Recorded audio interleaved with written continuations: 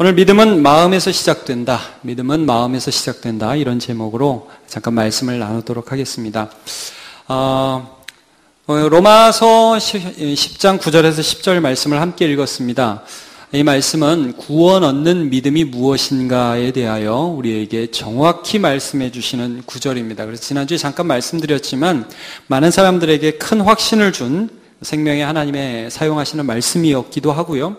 또 어떤 사람들은 이 말씀을 너무 얕게 가볍게 받아들여서 그래 나 뭐 예수님 믿지 뭐 그래 나 예수님 하나님 살리신 거 믿어 그래 나 고백한다니까 하면서 그냥 겉으로만 이걸 고백하면서 나 구원받았다고 거짓 자신감을 가지는 사람도 있었다 하는 걸 살펴봤습니다. 그래서 지난주에 예수님의 제자 도마가 어떻게 그 예수님을 그냥 좋은 선생님으로만 여기다가 부활하신 예수님을 실제로 만나고 나의 주, 나의 하나님이라고 고백하게 되었는가? 그전에도 분명히 주님이라고 고백했어요. 그전에도 나의 선생님이었어요. 그런데 부활하신 주님이 딱 나타나서 야, 너 내 손에다 한번 손 넣어봐. 넣어보고 싶다며 못 믿겠다며 한번 넣어봐. 내 창에 맞은 이 옆구리에다 한번 네 손을 넣어봐. 그리고 믿음 없는 자가 되지 말고 믿는 자가 되라 하고 예수님이 자기에게 나타나셨을 때에 비로소 나의 주, 나의 하나님이십니다 라고 고백을 합니다. 이거는 이전과는 사뭇 다른 예수님을 새로 보며 예수님을 새로 느끼며 이게 진짜 시인하게 되는 것입니다. 뭐 누가 시켜서 너 예수 믿어? 안 믿어? 그럼 안 믿는데 믿어요 라고 하는 거 아니라 정말 이 마음에서 올라오는 고백으로서 예수님을 믿게 된 것입니다. 여러분 오늘 이 본문 로마서 10장 9절에서 10절까지 굉장히 강조하는 부분이 뭡니까? 믿음은 어디서 시작되느냐? 마음에서 시작되는 것입니다. 네가 마음으로 믿어 의에 이르고 입으로 그것들이 시인되어서 구원에 이른다 이런 말씀을 하고 있습니다. 우리 이 마음이라는 구절에 좀 더 초점을 맞춰서 9절과 10절을 다시 한번 읽어봅시다. 시작. 내가 만일 내 입으로 예수를 주로 시인하며 또 하나님께서 그를 죽은 자 가운데서 살리신 것을 내 마음에 믿으면 구원을 받으리라. 사람이 마음으로 믿어 의에 이르고 입으로 시인하여 구원에 이르느니라. 마음에 무엇인가가 일어난 것입니다. 자, 그러면 도마의 마음에 어떠한 변화가 일어났기에 또 오늘 우리 예배하는 우리의 마음에 도대체 어떠한 변화가 일어났기에 이 마음의 변화로부터 입에 예수는 나의 주님이십니다 라고 시인하는 것이 일어나는 거냐 하는 것을 좀 살펴보기 원합니다. 여러분 오늘 우리 예배하기 위해 이 자리에 모였는데 저와 여러분의 입술에 누가 시켜서가 아니라 정말 예수님이 나의 주님이시고 나의 하나님이시라는 고백이 시인되어져서 나오십니까? 예, 나오시면 아멘 한번 해주시죠. 네, 어떠한 마음의 변화인지 또 우리는 이러한 변화들을 어떻게 삶에서 계속해서 누려야 하는지 오늘 좀 살펴볼 것입니다. 먼저 좀 살펴볼 건 이거예요. 뉘우침입니다. 뉘우침.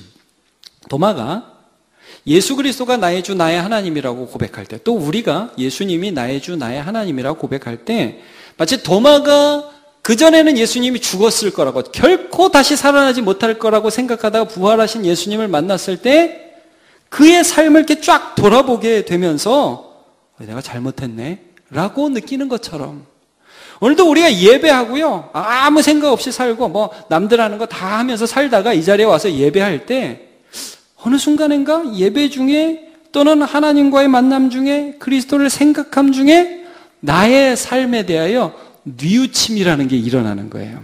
여러분 회개라는 말을 잘 아실 줄로 압니다. 회개는 메타노에오라는 그 원어인데 그 뜻에는 이런 뜻이 있습니다. 다시 생각하다. 다시 생각하다.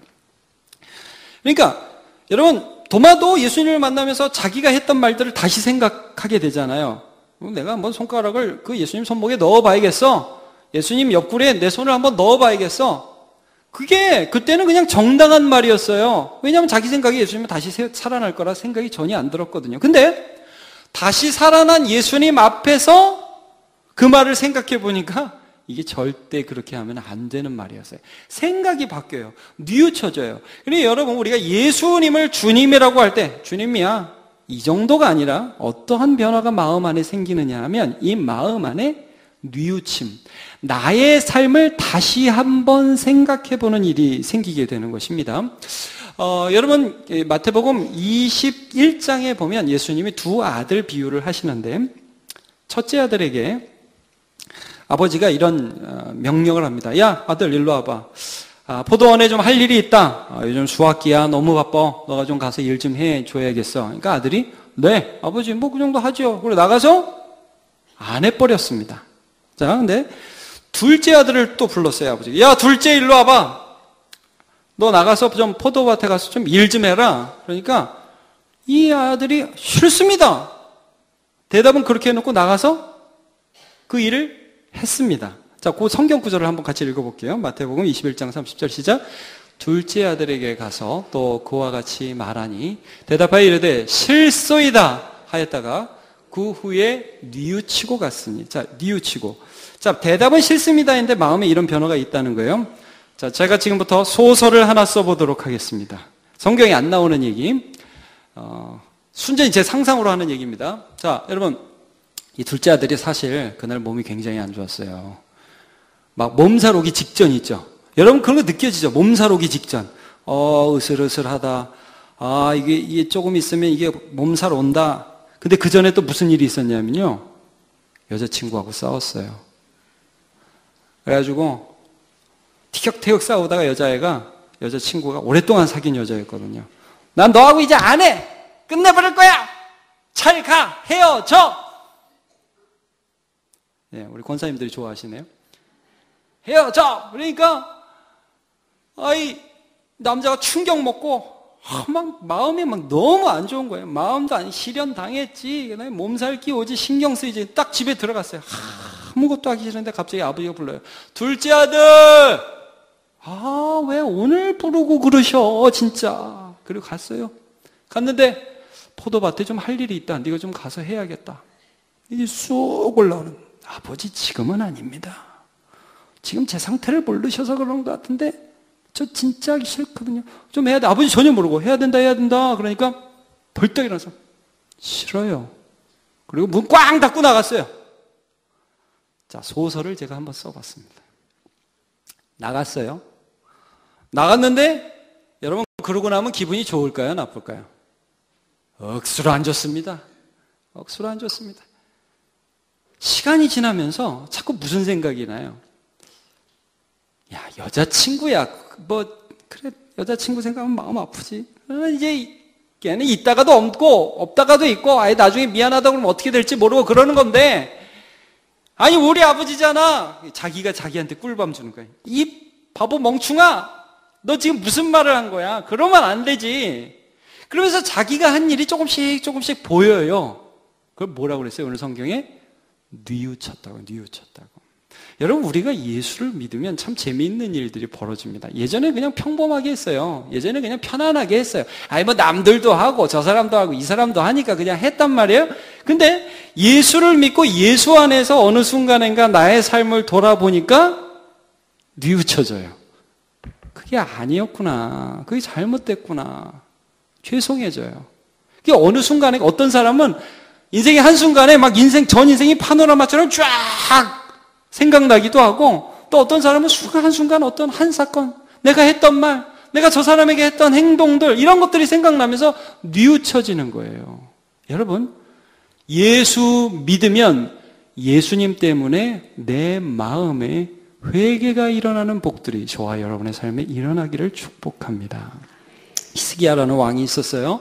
이 왕은 유다 땅에 대단한 전쟁 역사를 쓴 사람입니다. 당시에 세계 패권을 장악했던 아수르라는 나라가 있거든요. 예루살렘 삥 둘러싸고요. 죽이네 살리네 하면서 협박하고 그랬어요. 근데 이 히스기야 왕이 하나님을 의지했어요. 절대 항복 안 한다, 우리는. 근데 도저히 수적으로는 이길 수 없었어요. 아수르에서 편지 보내니까 그 편지를 가져다가 하나님의 성전에다 갖다 놓고, 하나님 이런 편지 받았습니다. 저희 좀 살려주세요. 그래가지고 도저히 이길 수 없는 아수르 군대를 하나님의 사자가 쳐 죽입니다. 위대한, 그러니까 위대한 전쟁을 경험하고 위대한 하나님의 승리를 경험했죠. 그리고 이 사람이 또 그 다음에 병에 걸려가지고 죽게 됐어요. 히스기야의 기도 유명하잖아요, 여러분. 얼굴을 벽에다 대고 눈물을 흘리면서 하나님, 나 좀 불쌍히 여겨주옵소서 하면서 기도해가지고요 15년을 더 산 사람입니다. 히스기야, 굉장히 유명한 유다 왕으로서 역사에 남는 왕입니다. 그러니까 이 사람이 위기에서 그러한 세계의 열강 아수르를 이기고 자기의 수명이 연장받고 이러니까 사람들이, 열국들이 다른 나라들에서 와가지고 히스기야 대단하고 선물도 주고 그러기 시작했어요. 그러니까 이 사람이 순간 교만해졌어요. 근데 여러분 한번 생각해 보세요. 그렇게 잘 나가면 잘난 척 좀 해도 되지 않습니까? 여러분 좀 잘 되면 좀 자랑하고 싶지 않습니까? 할 수만 있다면 플랜카드도 앞에다 걸어서 축! 히스기야 대승 뭐 이런 거 걸고 싶지 않습니까? 그래가지고 바벨론에서 사신이 와가지고요 히스기야 대단하다고, 정말 대단하다고 예물을 딱 드리니까 이 사람이 너무 기분이 좋아가지고 어떤 일을 했냐면 자기 왕궁에 있는 보물 창고를 확 열어가지고 다 보여줬어요. 이거 보세요, 이거 보세요. 그리고 성전에 있는 모든 보물도 다 보여줬어요. 이거 보시라고. 참 좋지 않냐고 자랑한 거예요. 하나님이 이사야 선지자를 히스기야에게 보냅니다. 그래서 뭐라고 말씀하시냐면, 야 히스기야야, 네가 보여준 모든 보물과 네 몸에서 난 아들이 다 바벨론으로 잡혀 끌려갈 것이다. 자, 보통 같으면 이런 말을 들으면 억수로 기분이 나쁩니다. 아무리 하나님의 선지자가 말씀을 해도 기분이 나쁩니다. 저는 히스기야도 그런 말을 들었을 때 기분이 나빴을 거라 생각이 들어요. 굉장히 기분 나빴을걸요? 조금 잘 돼서 조금 자랑했다고 하나님 어떻게 그 다 뺏길 거라고 그런 심한 말씀을 다 하시고 그러십니까? 근데 히스기야가 가만히 그 말씀을 듣는데 이런 거예요. 이에게도 동일하게 뭐가 나타났냐면 뉘우침이라는 게 나타났습니다. 자, 우리 한번 역대하 32장 26절을 읽어볼게요. 시작. 히스기야가 마음의 교만함을 뉘우치고 예루살렘 주민들도 그와 같이 하였으므로 여호와의 진노가 히스기야의 생전에는 그들에게 내리지 아니하니라. 무슨 말씀이에요? 가만히 여러분 생각해 봤어요. 그 말씀을 전해 듣고 너 다 빼앗길 거다. 나 다 빼앗길 거다. 그러면서 히스기야 뭘 떠올렸을까요? 예전에 내가 어떻게 승리했지? 그 아수르 군대가 우리 성을 쑥 완전히 포위했을 때, 막 성 안에 먹을 게 없고 너무너무 힘들었을 때, 그때 내가 어떻게 승리했지? 가만히 생각해 보니까 그때 아수르의 그 장군이 보낸 편지 가지고 성전에서 기도하고요, 하나님 도와달라고 그랬을 때 하나님이 살려주신 게 기억이 나는 거예요. 내가 어떻게 오늘 살아있지? 내가 죽었어야 되는데 15년이나 삶을 연장받았는데 하나님 앞에 기도해서 내가 산 게 기억이 나는 거예요. 그럼 제가 여러분께 한번 물어볼게요. 여러분 오늘 어떻게 살아계십니까? 여러분이 잘해서 그렇습니까? 하나님의 은혜입니까? 하나님의 은혜입니까? 근데 왜 우리 자랑하죠? 막 자랑이 막 꼬물꼬물. 그것이 우리입니다. 그런데 한 번도 그렇게 실수하지 않는 그런 사람이 아닌데, 하나님의 말씀을 들을 때에 우리 마음에 뉘우침, 되돌아봄, 다시 생각함, 그런 것들이 일어나기 시작하는, 마음에 그것들이 일어나는. 그래서 여러분, 이 돌이킴, 뉘우침 안에 어떤 요소가 또 있냐면, 제가 뉘우침 얘기했잖아요, 여태까지. 두려움이라는 게 있습니다. 두려움. 자, 우리는 보통 두려움하면 굉장히 나쁜 걸로 생각하죠. 세상을 향한 두려움은 나쁜 겁니다.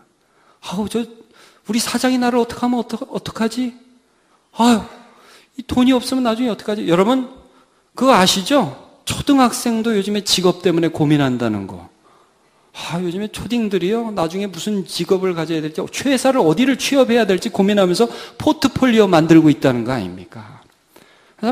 불쌍한 초딩들입니다. 초딩은, 여긴 초등학생이 별로 없네요. 초등학생은 좀 놀아야겠죠? 자, 너무너무 근심을 하고 세상을 향한 두려움들이 있어요. 근데 제가 지금 말씀드리는 건 어떤 두려움이냐면, 여러분, 하나님을 한 분을 두려워하면 세상을 향한 두려움을 이길 수 있습니다. 그러니까 우리 이걸 선택해야 돼요. 세상을 두려워할 것이냐, 하나님을 두려워할 것이냐, 이걸 선택해야 되는 거예요. 죄다 두려워하고 이리 끌려다니고 저리 끌려다닐 것이냐, 아니면 나의 삶과 죽음의 문제를 손에 쥐고 계신 나의 주 예수 그리스도, 나의 하나님 한 분을 두려워할 것이냐. 여러분, 도마가 왜 나의 주 나의 하나님이다 그리고 무릎을 꿇고 엎드렸겠어요? 그건 뭐 이겁니다. 저분이 삶과 죽음의 문제를 손에 쥐고 계신 나의 하나님이다. 나 이렇게 믿음 없는 소리하고 살아서는 나는 이래서는 안 되겠다. 순간적으로 두려움이 몰려온 거예요. 여러분, 그 두려움은 너무너무 소중한 두려움이었어요. 그 두려움 때문에 자기 삶을 돌아볼 수 있었고, 그 두려움 때문에 하나님 앞에 다시 나아갈 수 있었던 거예요. 자, 여러분, 바울 사도가 고린도 교회라는 곳에 편지를 씁니다.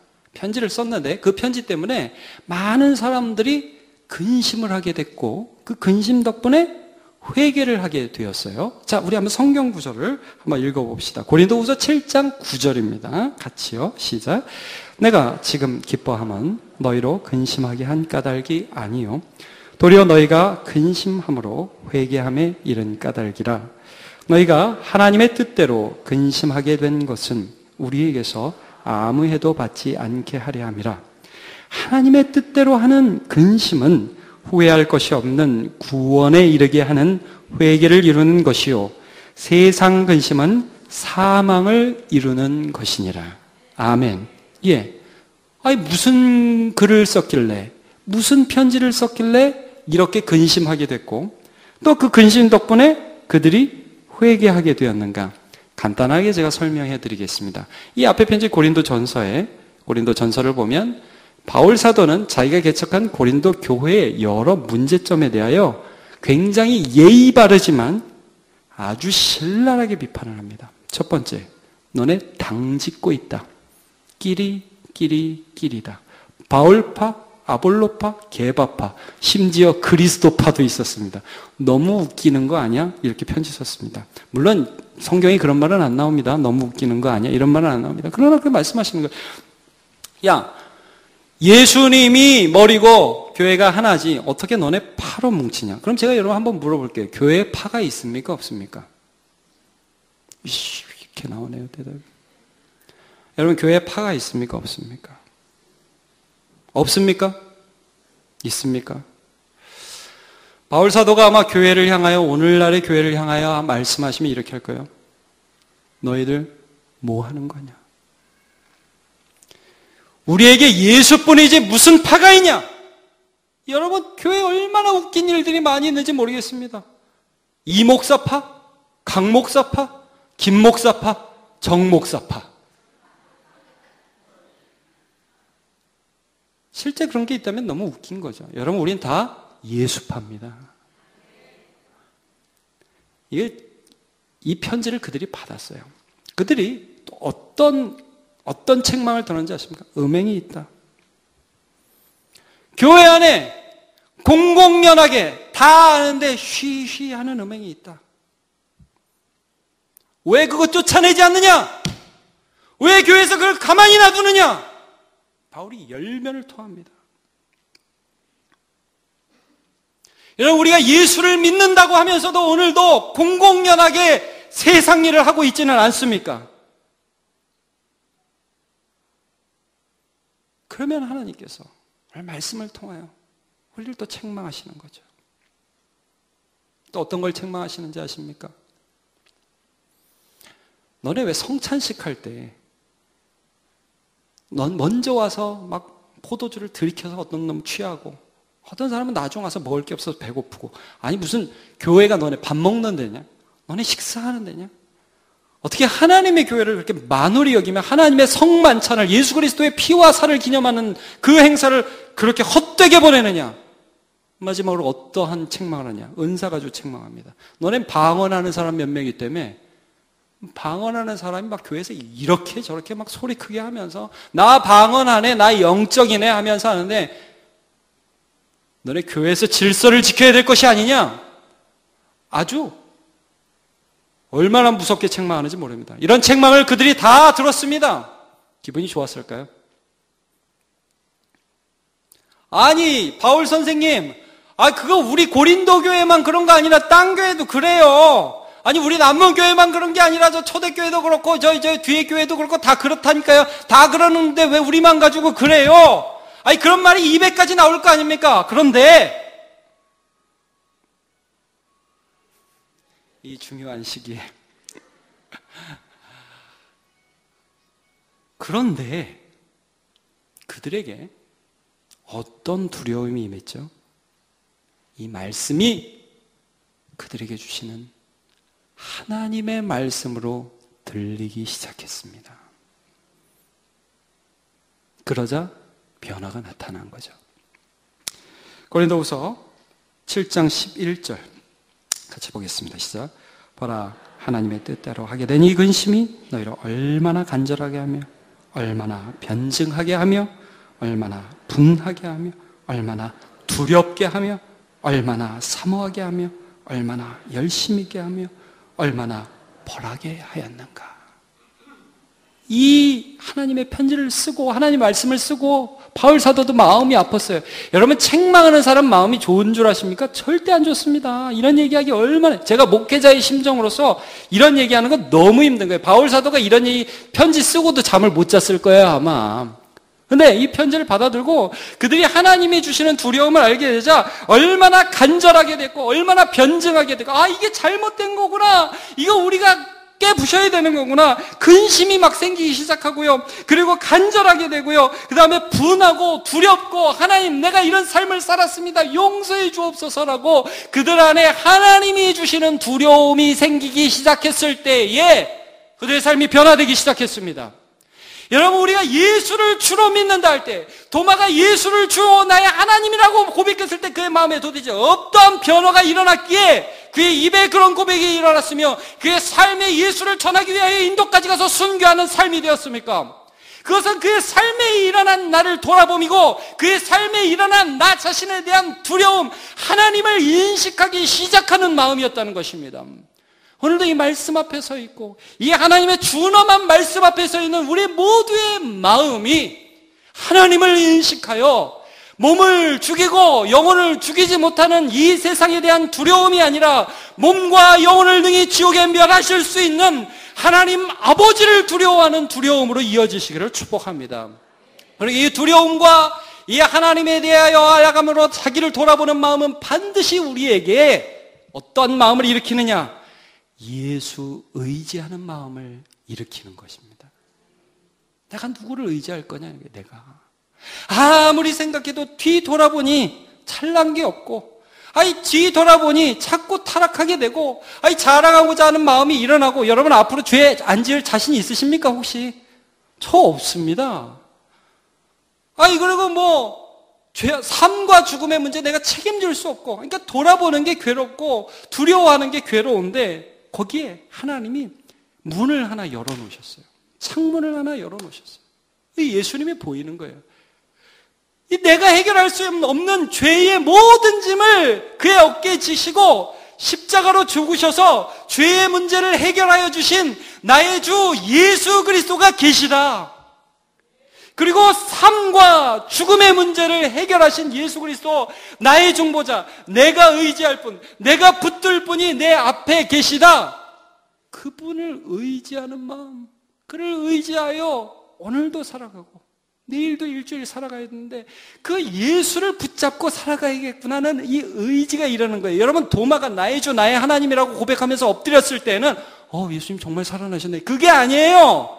내가 앞으로 어떠한 인생을 살아가건 간에 이전같이 나 잘난 척하면서 내 생각대로 한번 손 넣어볼까 이런 말 하지 않겠습니다. 이제는 내가 주님 붙들고 살겠습니다. 이 고백이 도마에게 있었던 것입니다. 여러분, 사마리아에 있었던 한 여인, 인생의 공허감을 남자로 해결하려 했던 한 여인이 사람이 아무도 없을 때를 찾아서 정오에 물을 기르러 우물가에 갔습니다. 예수님이 그를 만나 주셨죠. 예수님은 모든 것을 알고 계셨습니다. 그러나 마치 모르는 척, 그리고 그 여인에게 아주 자연스럽게 대하시면서 대화를 시작합니다. 내가 너한테 물 줄게. 내가 주는 물은 생수야. 너 다시 물 길러 오지 않아도 돼. 주여, 그런 물이 있으면 저에게 주어서 다시 오지 않게 해주옵소서. 네 남편을 데려와라. 남편이 없는데요? 그래, 네 말이 맞다. 네가 남편이 5명이나 있었지. 그래, 지금도 또 한 사람이랑 살고 있지. 그러나 지금은 남편이 아니니까 네 말이 맞다. 이 여인이 어떤 생각이 들었을까요? 나의 모든 것을 아시는 하나님을 딱 앞에, 예수님을 딱 앞에 보니까 두렵고 내 과거가 다르게 보이기 시작하는 거예요. 두려운 거예요.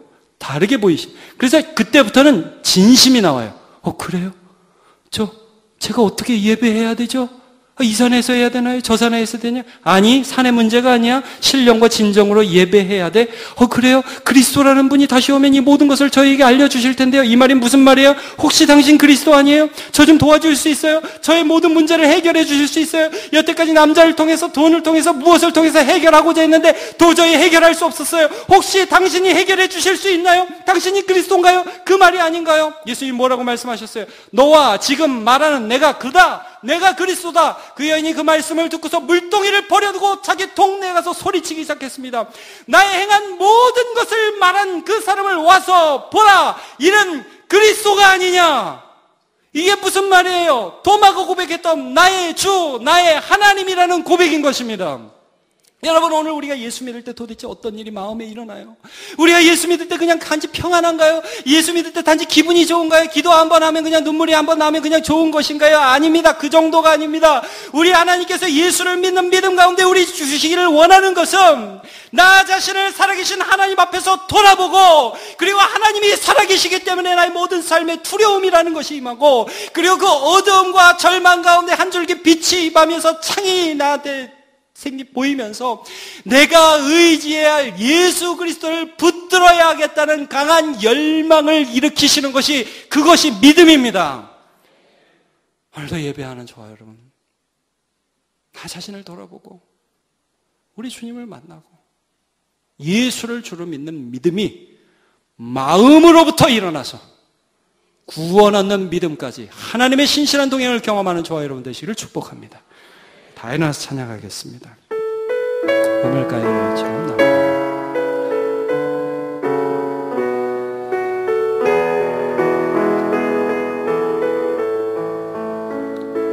우물가의 여인처럼 난 구했네. 헛된 것 되리.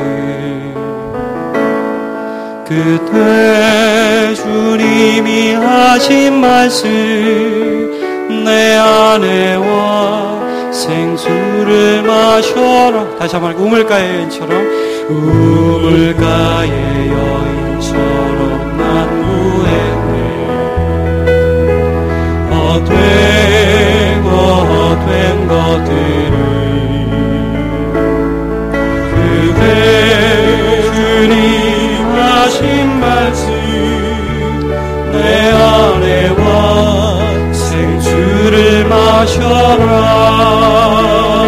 오 주님 채우소서. 나의 잔을 높이 듭니다. 하늘 양식 내게 채워주소서. 넘치도록 채워주소서. 많고 많은 사람들이 찾아섰네. 헛된 것들 주 안에 감주인 몸에 세상 너가 난 비길 수 없네. 오 주님 채우소서. 오 주님 채우소서. 나의 잔을 높이 듭니다. 하늘 양식 내게 채워주소서. 넘치도록 채워주소서.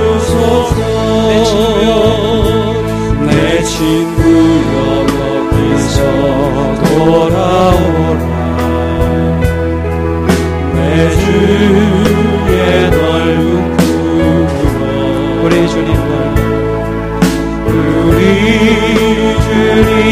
너를 맡겨 이 넓은 품에 안아. 그래 우리의 손을 들어 찬양. 너 주님 채우소서. 오 주님 채우소서.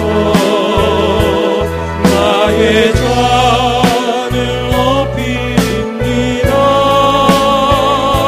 하늘 양식 내게 채워주소서. 넘치도록 채워. 오 주님 채우소서. 나의 잔을 높이 듭니다. 오 주님 채우소서.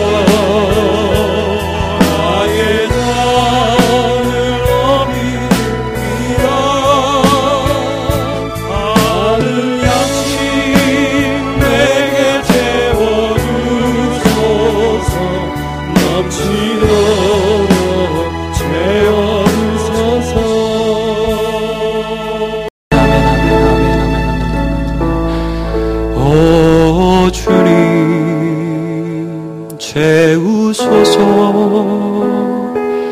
나의 잔을 높이 듭니다. 하늘 양식 내게 채워주소서. 넘치도록 채워주소서. 오 주님 채우소서. 오 주님 채우소서. 나의 잔을 높이 듭니다. 하늘 양식 내게 채워주소서. 넘치도록 채워주소서.